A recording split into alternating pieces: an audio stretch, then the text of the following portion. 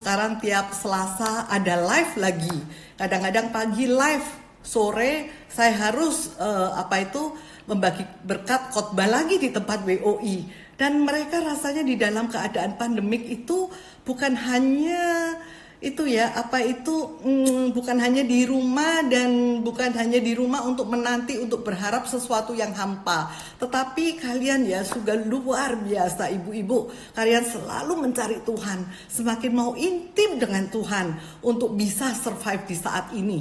Itu adalah yang luar biasa iman kita. Di sini kita bisa melihat ya bahwa siapa Tuhan kita. Dunia saat ini lagi dikacaukan dengan virus, dikacaukan dengan krisis global ekonomi, dengan politik.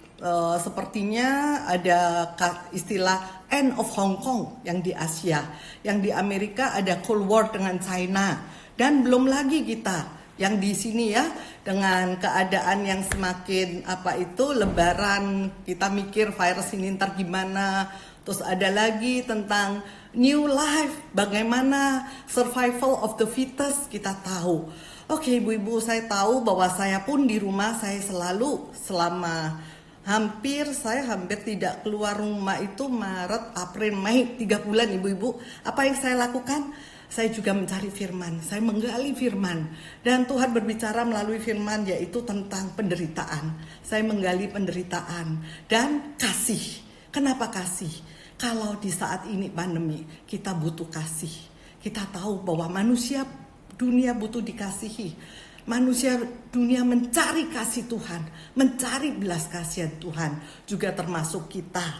Dan dengan tema yaitu Uncovering Love's Hidden Truth. Apa itu? Hari ini saya mau mengupas tuntas tentang kasih. Tapi di dalam kasih, di dalam kebenaran firman. Yuk kita belajar. Karena pas saya selalu dalam liburan ini berdialog dengan anak saya. Tanya, apa sih bedanya kasih dunia, kasih agama lain dengan kasih Kristus? Di mana yang membedakan? Jadi dengan tema yang luar biasa kita bicara sama anak saya.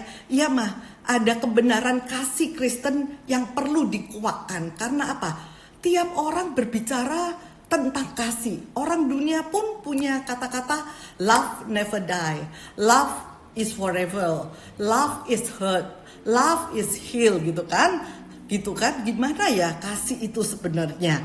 Oke, hari ini kita mau belajar tentang empat tentang kasih, yaitu kasih itu apa aja? Yaitu kita tahu bahwa kasih memiliki fondasi, kasih memiliki karakter. 2 ya, ibu-ibu diingat, boleh dicatat. Ketiga, kasih itu memiliki kualitas kasih yang bagaimana.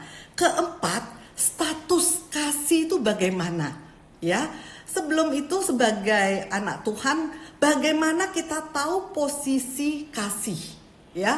Di dalam kekristenan, di dalam Injil itu ada 3 pilar yang kita percaya.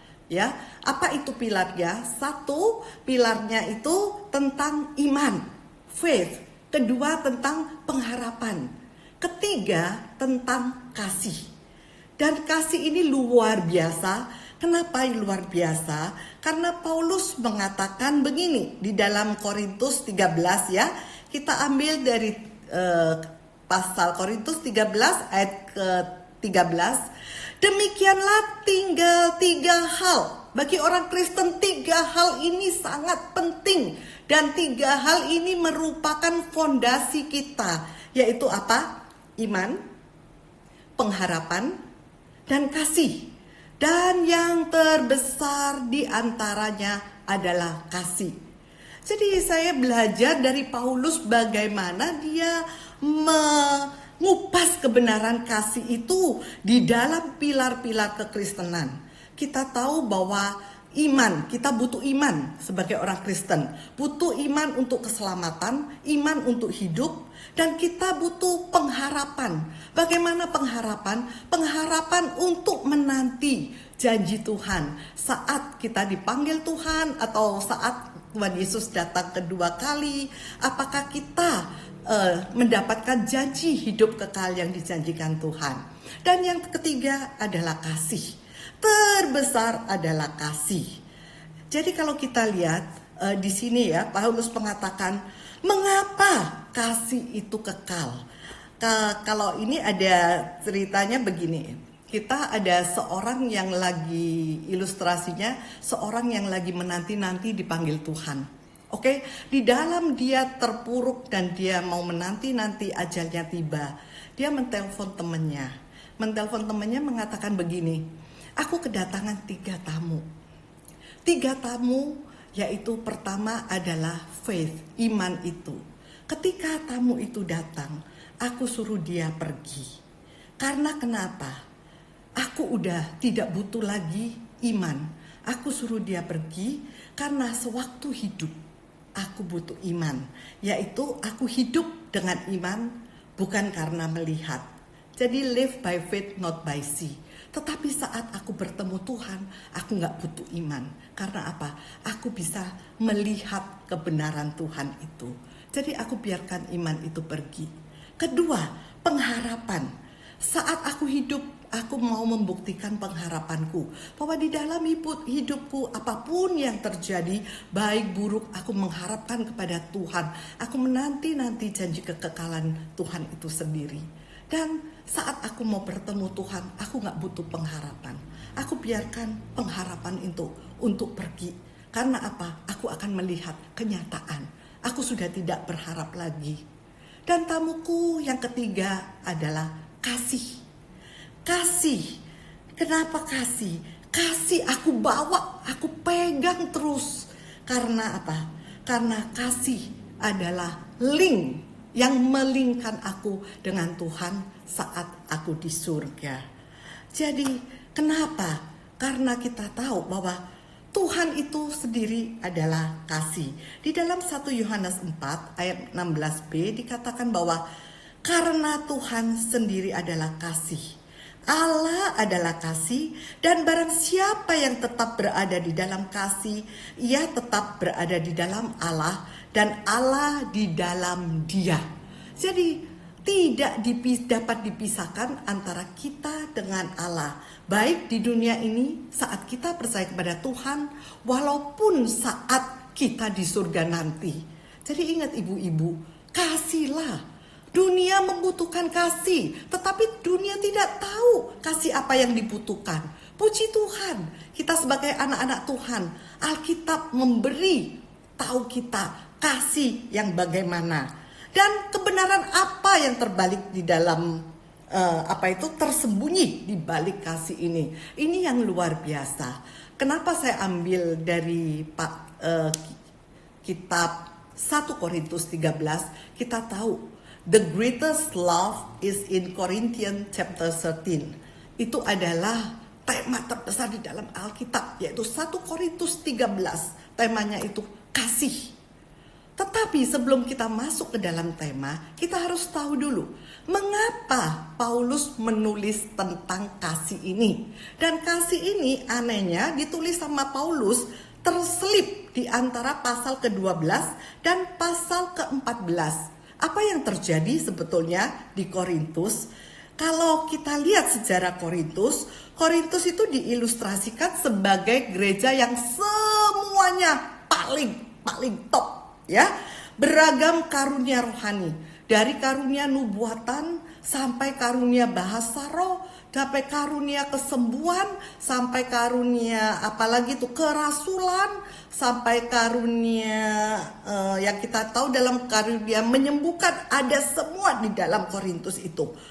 Dan gembala-gembalanya, hamba Tuhannya paling top juga, ya. Di situ termasuk semua siapa? Kalau kita tahu Paulus salah satu pendetanya, Apolos pendetanya, dan mendapat pengajaran yang paling benar secara doktrin, fasilitas, paling top, yaitu jemaat Korintus. Karena apa? Terpandang status jemaatnya, yaitu semua paling, ya kan? Di situ dikatakan bahwa jemaat itu kalau secara dipandang paling sehat. karena secara materi, secara ajaran, secara penggembalaan semua bagus. Tetapi satu, Paulus mengatakan apa? Spiritualnya masih kanak-kanak, belum dewasa. Di 1 Korintus 2 pasal 6 kalau kita lihat Korintus menegur bahwa engkau masih seperti kanak-kanak. Ntar kita juga akan baca di Korintus pasal 13 juga dikatakan engkau masih seperti kanak-kanak. Di pasal 14 juga dikatakan engkau masih seperti kanak-kanak. Maksudnya apa itu? Jadi di dalam teguran Paulus yaitu diselipkan antara pasal ke-12 dan ke-14 karena apa? Karena semua karunia ada di dalam jemaat Korintus. Jadi mereka merasa bahwa karunia itu adalah segala-galanya sebagai anak Tuhan. Karena tanpa karunia kita tidak bisa memuliakan Tuhan, tidak bisa memuliakan Tuhan. Memang itu benar. Jadi apa akibatnya? Mereka sombong. Karena apa? Semakin mereka memiliki karunia yang hebat, mereka merasa bahwa dirinya dibutuhkan. Dengan itu dijelaskan oleh Paulus di pasal ke-12 bahwa karunia itu bukan untuk dirimu, bukan untuk menunjukkan kehebatan kamu, tetapi karunia itu untuk dibagikan, untuk memberkati, untuk diberikan. Dan pasal ke-14 Paulus memberikan instruksi bagaimana menggunakan karunia itu. Sebelumnya diselipin apa? Kasih. Ya, inilah yang akan kita baca ya. Di sini kita masuk tentang kasih. Begitu kebenaran kasih ini sangat penting untuk kita ketahui ibu-ibu. Yaitu apa? Di dalam kasih ada fondasinya. Yaitu apa? Love, fondasi kasih itu satu, mengasihi Kristus itu sendiri. Ya, karena di 1 Yohanes 4 ayat 10 dijelaskan, inilah kasih. Bukan kita telah mengasihi Allah, tetapi Allah telah mengasihi kita dan yang telah mengutus anaknya sebagai pendamai bagi dosa-dosa kita. Ingat, satu fondasinya kita harus mengasihi Kristus. Ingat ya, inilah pertama. Karena apa? Allah itu adalah kasih dan Allah lebih dahulu mengasihi kita. Fondasi pertama. Fondasi kedua, kasihilah apa? Scripture, yaitu love scripture. Kasihilah firman Tuhan.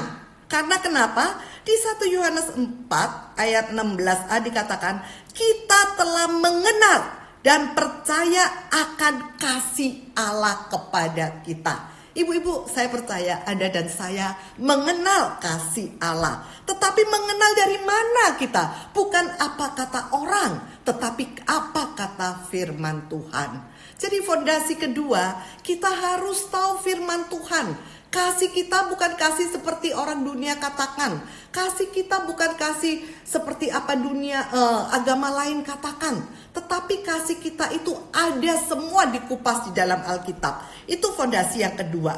Fondasi yang ketiga yaitu manifestasi kasih. Jadi apa? Kasihilah seorang dengan yang lain. Itu adalah manifestasi. Dikatakan di 1 Yohanes 4 ayat 19, kita mengasihi karena Allah lebih dahulu mengasihi kita. Ayat ke-20, jikalau seseorang berkata, aku mengasihi Allah, dan ia membenci saudaranya, maka ia adalah pendusta. Karena barang siapa tidak mengasihi saudaranya yang dilihatnya, tidak mungkin mengasihi Allah yang tidak kelihatan. Itu jelas sekali ya firman Tuhan kalau menjelaskan. Kalau kita dengan bibir, dengan mulut, ya kan, mengatakan aku mengasihi Tuhan, tetapi kita benci, misalnya sebel sama anak kita, liburan rese, ganggu kita, ganggu pelayanan kita, kita lebih berseteru, kalau Bu Gina bilang berseteru, ya kan, dengan suami, ya kan, kita apa? Tuhan bilang kamu tuh sama aja bilang mengasihi aku tapi kamu berdusta. Karena apa? Kamu tidak memanifestasikan kasihmu itu. itu? Bagaimana engkau bilang engkau bisa mengasihi aku? Jadi adalah 3 fondasi kebenaran akan kasih. Ya, itulah 3 itu. Gampang sekali. 1, fokus kita Kristus. Karena Tuhan sendiri kasih. Yesus adalah kasih. Yesus telah membuktikan tentang hal itu ya. Dia mati untuk Anda dan saya. Kedua, karakter kasih. Setelah kita tahu fondasi kasih, bagaimana karakter kasih orang Kristen? Karakter kasih orang Kristen itu yaitu karakter 1, karakter yang mengubah paradigma kita. Paulus mengubah paradigma jemaat Korintus. Apa sih kasih itu? Dikatakan oleh Paulus di situ bahwa apa? Kalau kita lihat bahwa pasal 13 ayat 1 hingga 3 dikatakan karunia roh tanpa kasih percuma, seperti bunyi gong tidak ada gunanya. Itulah kalau karunia bahasa roh tanpa kasih percuma. Kedua, ayat kedua dikatakan apa? Karunia nubuat, imanmu, pengetahuanmu tanpa kasih tidak ada gunanya. Wow, jadi kasih di atas iman kita. Ya, itulah kebenaran. Karena apa? Bagaimana kita bisa berkata bahwa aku beriman kalau engkau tidak memiliki kasih, kata Paulus. Ketiga, apapun yang kau persembahkan tanpa kasih tidak ada artinya. Baik, di situ dikatakan oleh Paulus, kalau kita baca, ini saya ringkas ayatnya. Boleh ibu-ibu baca lebih jelas lagi. Kau kasih hartamu. Kata Paulus, tidak aja hartamu, kau kasih tubuhmu untuk dipersembahkan. Tapi kalau itu tidak ada kasih, percuma. Maksudnya bagaimana? Banyak orang memiliki harta banyak. Kalau kita lihat sekarang gaya dunia, dengan istilah kita sering dengar filantropi. Apa itu filantropi? Yaitu orang dengan hartanya banyak. Mereka membangun monumen, membangun sesuatu, memakai namanya sehingga dunia akan melihat bahwa orang ini eksis. Ya, kita tahu Bill Gates luar biasa, banyak yang dibangun, banyak apa, kita tahu Donald Trump, ada Trump Tower. Mereka itu apa? Filantropi. Mereka memberikan tetapi untuk minta timbal balik. Yaitu apa? Untuk namanya dikenal, yaitu untuk apa? Untuk statusnya. Ya kan? Itu yang dikatakan bahwa kasih merubah paradigmamu. Pelayananmu pun tanpa kasih adalah tiada apa-apa. Itulah karakter pertama tentang kasih. Jadi setelah kita menjadi orang percaya, ibu-ibu, apakah kasih kita kepada Tuhan merubah paradigma kita tentang kasih? Ya kan? Itu yang pertama. Yang kedua, kasih itu membangun. Kasih itu bukan aja merusak. Kasih itu bukan untuk mendiskreditkan. Kasih itu bukan untuk melecehkan. Tetapi kasih itu untuk membangun. Siapa yang dibangun? Diri kita sendiri dan orang lain. Di situ dikatakan pasal 13 ayat 4 sampai 7 saya bacakan, ada 15 ya, 15 ungkapan bagaimana kasih itu membangun. Apa aja yang dibangun di atas kasih. Wow, saya suka ya Paulus menjelaskan ini. Sehingga apa? Saya belajar, saya kurang yang di mana. Ibu-ibu juga boleh belajar, kita kurang yang di mana. Yaitu ayat keempat, kasih itu sabar.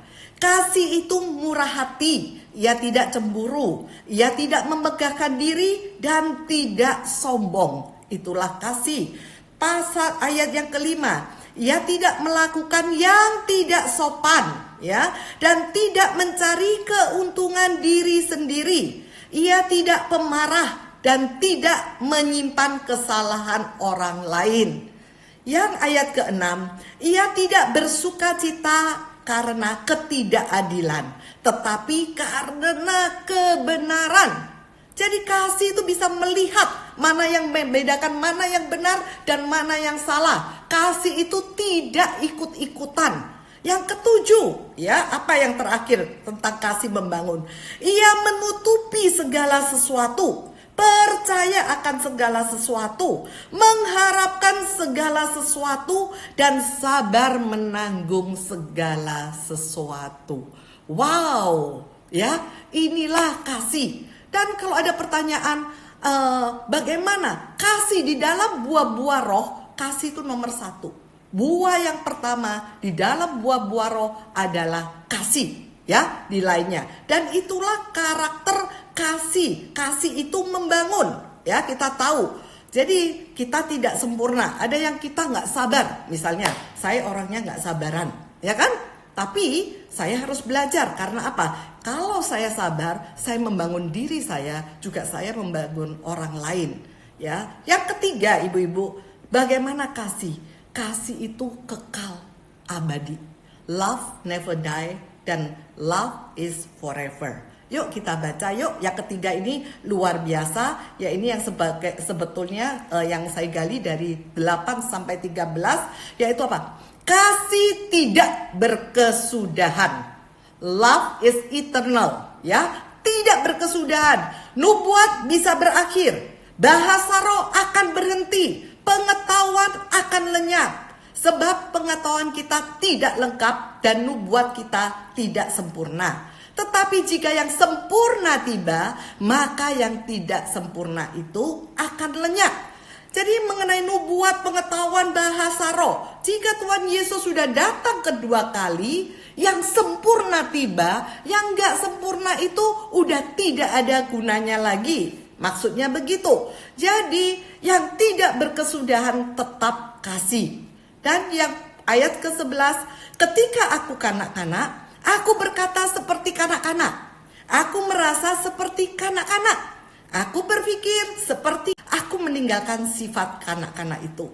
Dia menegur jemaat Korintus itu, perjamuan kudus aja dijadikan pesta pora. Itulah jemaat Korintus. Jadi itu membedakan sekali kesenjangan antara yang kaya dan yang miskin. Yang kaya setelah perjamuan minum wine dengan pesta-pesta pora, sedangkan yang miskin tidak tidak bisa merayakan seperti mereka. Jadi ditegur oleh Paulus gitu loh, ya.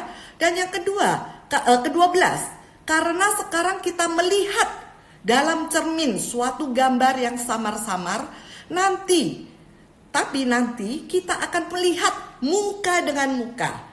Sekarang aku hanya mengenal dengan yang tidak sempurna, tetapi nanti aku mengenal dengan sempurna seperti aku sendiri dikenal. Paulus bilang ini, kita sekarang tidak sempurna, kita melihat diri kita seperti cermin. Maksudnya begini, cermin zaman Paulus, cermin itu bukan seperti cermin kita, wah, yang bisa lihat siapa diri kita gitu ya, bisa lihat make up kita kurang apa. Zaman dahulu tuh tembaga digosok sampai halus jadi cermin. Jadi cermin itu blur gitu kan. Jadi Paulus bilang, entar kalau yang benar datang, aku juga tidak sempurna, tetapi aku mau dikenal. Intinya Paulus mengajak jemaat Korintus, yuk tinggalkan kekanak-kanakanmu. Yuk kita menuju spiritual yang lebih dewasa. Sehingga di dalam ayat ke-13 dengan luar biasa dia mengatakan, demikianlah tinggal 3, yaitu iman, pengharapan, dan kasih. Yang paling besar di antaranya adalah apa, ibu-ibu? Kasih, ya. Yang terbesar adalah kasih. Jadi kasih itu bersifat kekal sekali karena kita membawa ketemu Tuhan adalah kasih. Karena tadi udah dijelaskan Tuhan sendiri adalah kasih. Jadi gak mungkin kita sebagai orang Kristen kita itu tidak ada kasih. Beda dengan kasih dunia. Kalau kasih dunia kita melihat kasih, manifest kasih itu dengan apa? Dengan sesuatu yang dapat bagaimana mereka lihat, ya kan, lihat kuantitasnya, bukan kualitasnya. Sekarang kita bicara tentang kualitas kasih. Kualitas kasih ada 3, yaitu saya rasa ibu-ibu juga kita sebagai orang Kristen pasti tahu ada yang kasih namanya kasih eros. Kasih eros itu kasih kedagingan, kasih nafsu. Kalau dengan istilah kerennya, kasihnya Hollywood. Semua dihitung secara daging, semua dihitung secara materi. Sepertinya kalau kita pacaran aja zaman milenial sekarang, apa sih maksudnya kasih? Kasih ialah kalau engkau sudah mau berhubungan, bersetubuh dengan aku. Itunya tandanya aku mengasihi engkau. Dan itu udah menjadi komoditas yang di level anak-anak SMP. Apalagi sekarang kita tahu bahwa film-film itu Hollywood, film-film di Netflix. Saya juga kaget menonton filmnya padahal udah beberapa tahun yang lalu, yaitu saya menonton film Homeland. Bagaimana orang usia 16 dengan sepengetahuan ibunya sudah boleh berhubungan dengan siapa yang dia tidak kenal. Tuh rasanya seksual tuh menjadi komoditas. Lust itu udah bukan sesuatu larangan lagi. Itulah eros, kasih yang karena nafsu. Kedua, kasih yang phileo. Kasih phileo itu apa? Kasih yang memberi dan menerima. Inilah yang biasanya kita suka ya. Dan kita maunya kita mengasihi Tuhan juga kasih yang phileo. Tuhan, aku memberi pelayanan, tetapi aku juga mau menerima apa yang dari engkau. Gitu kan?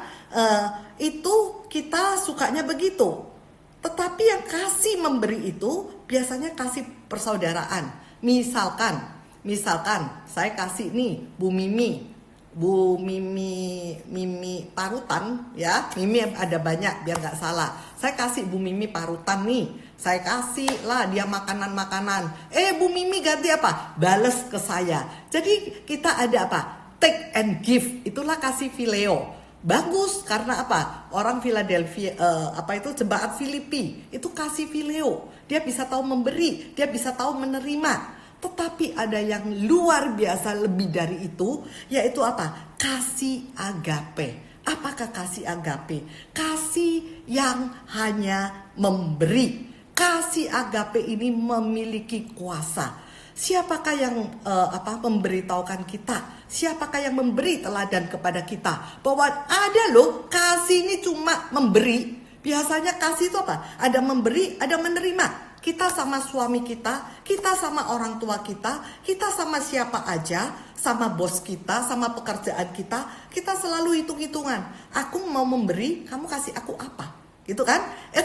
It's a normal itu kan di dalam kehidupan kita masing-masing. Kita mengenal kasih phileo. Tetapi kasih agape, kasih yang memberi, kasih yang tidak menerima. Buktinya apa? Tuhan sendiri mengatakan di Yohanes 3:16, saya paling suka ini. Karena begitu besar kasih Allah kepada dunia, sehingga dia memberikan anaknya yang tunggal kepada dunia, sehingga siapa yang percaya kepadanya mendapat keselamatan. Wow, itu luar biasa. Kasih yang memberi. Saya ada sebuah ilustrasi, kita bisa membedakan ya. Yang maunya Tuhan tuh kita memiliki kasih agape terhadap Tuhan. Oke? Terhadap Tuhan maksudnya apa? Terhadap pelayanan kita, terhadap karunia yang Tuhan berikan. Jadi Alkisah ada sebuah kerajaan kecil dan ada salah satu penduduknya petani. Bapak petani ini benar-benar mengasihi rajanya. Sehingga dia bertani apa? Dia bertani labu pumpkin. Dalam pertanian dia menghasilkan satu pumpkin yang unik, yang besar sekali. Dan dengan senang hati dia mau memberikan kepada rajanya. Dia dengan mau memberikan kepada rajanya, sehingga rajanya itu tahu bahwa hasilan tanamnya dia ini ada satu yang luar biasa. Datanglah dia menghadap kepada rajanya. Dia mengatakan, "Raja, ini hasil dari tanah kita, dari yang aku tanam dengan labu. Ini ada labu yang hasilnya besar, Raja. Aku ingin mempersembahkan labu ini kepadamu." Raja bilang apa? "Wow, bagus sekali ya. Begini ya, di sebelah tanah kamu itu ada tanah yang luas. Itu tanah kan milik aku. Aku berikan kepada kamu, jadi besok kamu ya boleh tanah yang itu kau tanamin semua labu, sehingga bisa menghasilkan labu-labu yang luar biasa. Wow, petani itu dengan sukacita dia pulang karena apa? Dia melihat rajanya bersukacita, ya. Dan didengarlah itu oleh seorang yang memiliki peternakan kuda. Orang ini lebih pintar, orang ini kaya. Dia mikir-mikir setelah mendengar bapak petani dikasih oleh raja ini tanah gara-gara ngasih labu, dia dapat tanah di sebelahnya yang luas. Kalau aku kasih raja itu kuda, kudaku yang terhebat, kuda lebih mahal daripada labu. Wow, seberapa besar ya tanah atau apa ya yang aku bakal dapat dari raja. Wow, oke, kalau gitu aku besok pagi aku bawa kudaku yang terbaik, aku persembahkan kepada raja. Pasti aku akan diberi lebih lagi. Lalu datanglah pemilik peternakan kuda ini dengan bangga dia membawa kuda kepada raja. Dia mengatakan begini, "Raja, inilah kudaku yang terbagus yang aku punya. Aku berikan kepada engkau raja, sehingga kau bisa memiliki kuda yang bagus untuk kau bisa mencoba menunggangin kuda ini." Dan raja dengan melihat bagaimana orang kaya ini mempromosikan kudanya. Dan lalu setelah orang kaya ini berkata, "Raja, silakan dicoba." Apa kata raja? "Hai, kau pemilik peternakan kuda. Aku tahu bahwa kau memberi aku kuda ini dengan tujuan mau mendapatkan yang lebih dari kuda ini. Apa tujuanmu beda dengan tujuan Pak Tani? Aku tahu tujuanmu membawa untuk hari ini. Dan bawalah kudamu ini kembali." Itulah ibu-ibu yang terkasih. Sebuah cerita saya udah tahu lama cerita ini. Dan saya cerita ini selalu ingat. Mengingatkan sewaktu saya melayani Tuhan. Saya melayani Tuhan, apakah saya minta Tuhan memberikan lebih lagi seperti apa yang saya miliki sekarang, atau saya seperti petani? Tuhan, aku yang memberikan terbaik kepadamu. Urusan Tuhan memberi kepada aku atau tidak, itu Tuhan yang mempunyai hak. Itu Tuhan yang mempunyai kedaulatan. Kisah ini mengingatkan saya, karena kisah ini luar biasa. Seorang hamba Tuhan besar, Charles Spurgeon kalau orang bilang, dia mengatakan, itulah bedanya kau mengasihi Allah, bagaimana engkau mengasihi Allah. Karena kenapa? Ada dua orang Kristen mengasihi Allah. Satu kualitasnya, kasih adalah hak. Dan yang kedua, kasih adalah kewajiban. Kasih yang adalah hak, maksudnya begini, seperti orang yang memiliki kuda itu.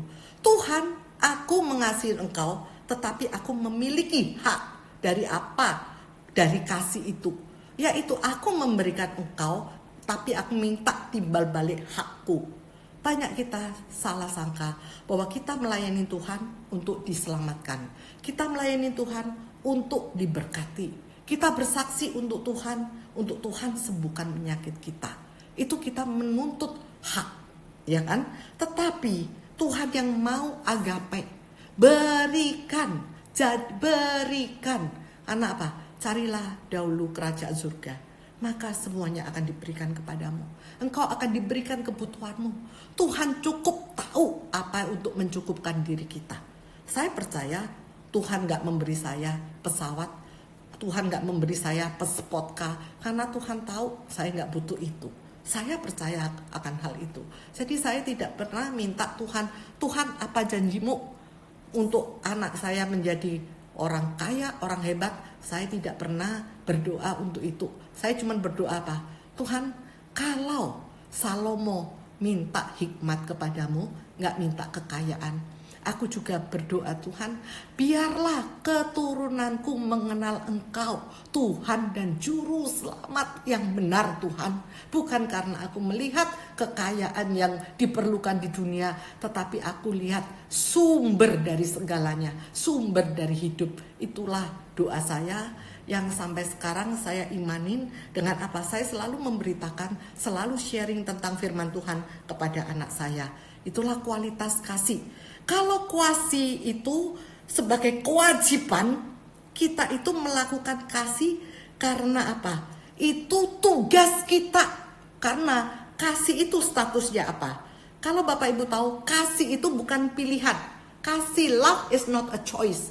Bukan nasihat Paulus, nasihat Yohanes, bukan. Kasih itu bukan pilihan. Kasih itu bukan undangan, diundang untuk mengasihi. Kasih itu bukan ajaan. Kita mengajak orang Kristen untuk mengasihi, bukan. Tetapi apakah kasih itu? Kasih itu adalah perintah. Ibu-ibu terkasih, ketahuilah bahwa kasih itu perintah. Bukan undangan, bukan ajakan, bukan nasihat, dan bukan apa yang dapat kita pilih. Tapi itulah perintah, ya.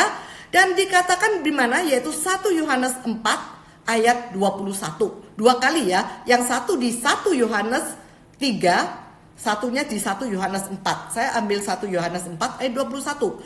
Dan perintah ini kita terima dari Dia, yaitu dari Yesus. Barang siapa mengasihi Allah, ia harus juga mengasihi saudaranya. Kasih adalah perintah, nggak bisa dijadikan ajakan. Dia dijadikan seperti hanya perkataan, hanya sikap mengasihi. Kasih bukan sikap, ya, tapi kasih adalah perintah dan kasih adalah action. Loving God, not loving myself. Jadi kita mengasihi, center kita itu bukan aku mengasihi engkau karena center kita itu apa? Perintah Tuhan. Kalau kita tahu bahwa Tuhan mengasihi kita, memberikan Yesus. Kalau itu tugas kita mengasihi Tuhan dengan memanifestasikan kepada orang lain, kita melakukannya dengan sukacita. Beda ya ibu-ibu, kalau kita punya anak misalnya. Kita punya anak, kita mengasihi anak kita dengan kasih fileo, memberi dan menerima. Anak kita dapat ulangan bagus, bisa memberi angka bagus kepada kita, kita kasih reward. Anak kita bisa membantu kita, kita kasih reward. Beda dengan anak kita, dengan tulus membantu kita, dengan tulus melayani kita tanpa minta apa-apa terhadap kita.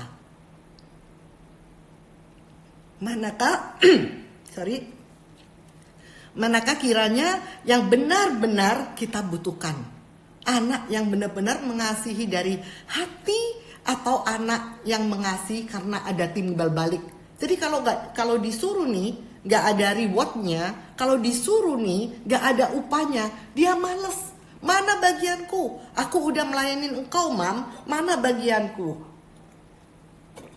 Maaf, minum dulu. Oke, kita lanjut.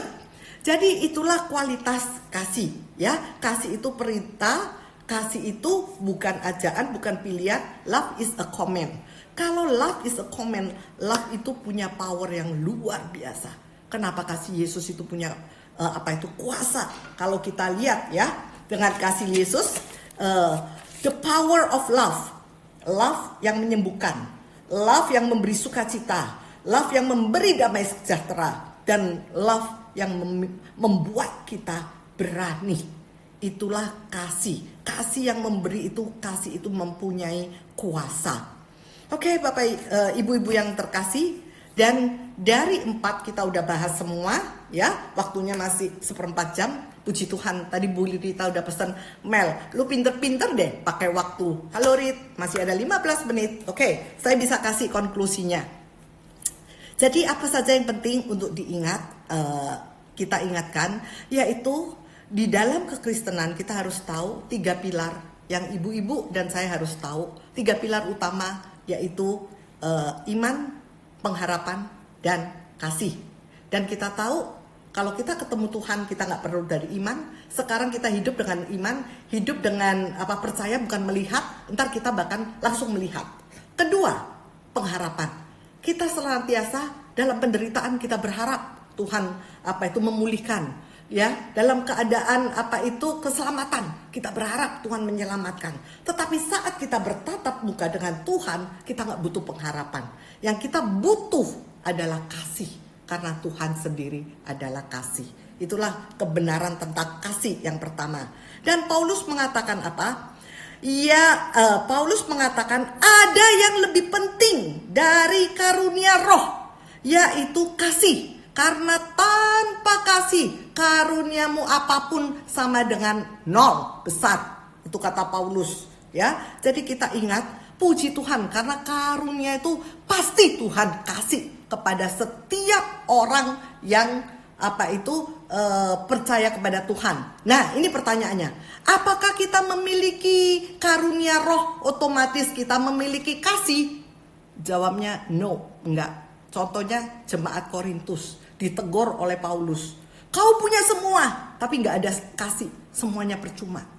Ya, karena apa? Ada orang dengan misalnya saya punya karunia mengajar, saya suka menggali, suka membaca, tetapi saya bisa bilang ini, enggak gue nggak mau sharing di WOI tentang kasih, enak amat dia nggak belajar, dia nggak mau gali sendiri, ntar gue yang rugi, mereka yang diberkati. Nah itu saya tidak ada kasih, itu saya nggak mau membagikan apa yang Tuhan berikan, karena karunia, ingat ibu-ibu ya, karunia itu untuk dibagikan. Karunia bukan untuk kita, bukan hebatnya kita, tetapi dia dibagikan untuk apa? Biar anggota tubuh Kristus ini semuanya mendapat berkat melalui karuniamu. Itu yang penting kita ketahui, ya. Dan apalagi wujud kasih. Wujud kasih itu apa? Perbuatan.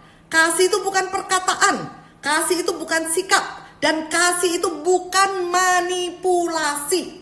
Banyak orang yang mengetahui, apalagi orang dunia gitu ya, perempuan zaman now, laki zaman now, memanipulasi kasih. Sehingga orang merasa dikasih padahal yang dimauin ada udang di balik bakwan. Gitu kan? Mau mengasihi karena harta, mau mengasihi karena kecantikan, mau mengasihi karena nama, ya kan?